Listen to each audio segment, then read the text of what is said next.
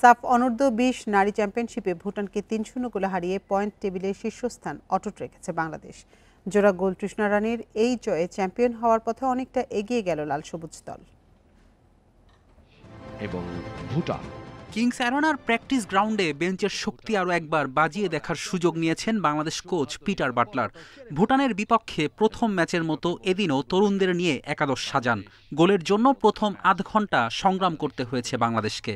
Passing football খেলে একটা attack build up. ৩৩ মিনিটে তৃষ্ণা রানীর নৈপুণ্যে লাল সবুজের লিড। এক গোলে এগিয়ে থেকে বিরতিতে যায় বাংলাদেশ। তৃষ্ণা দুর্দান্ত এক গোল। ৬৬ মিনিটে নিজের জোড়া পূর্ণ করেন তৃষ্ণা। এর কিছুক্ষণ পর স্বপ্না রানীর গোলে ব্যবধান ৩ গুণ করে বাংলাদেশ। টানা ৪ জয় শিরোপার পথে আরও এক ধাপ এগিয়ে গেল আফিদার দল।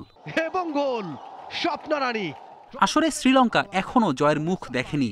ভুটান ৪ ম্যাচ খেলে জিতেছে মাত্র একটি, যে কারণে শিরোপা লড়াই টিকে আছে শুধু বাংলাদেশ ও নেপাল। ক্রসবারের ওপর দিয়ে মেরেছেন।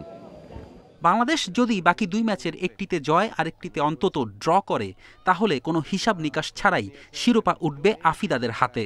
২১ জুলাই নেপালের বিপক্ষে ম্যাচটি বাংলাদেশের জন্য মহা গুরুত্বপূর্ণ, বলা চলে অঘোষিত ফাইনাল। সেদিন নেপালকে রুখে দিতে পারলেই আফিদাদের চ্যাম্পিয়নশিপ নিশ্চিত হয়ে যাবে। বাংলাদেশ 3 ভুটান 0। ফেরদৌস ইসলাম, ইন্ডিপেন্ডেন্ট নিউজ।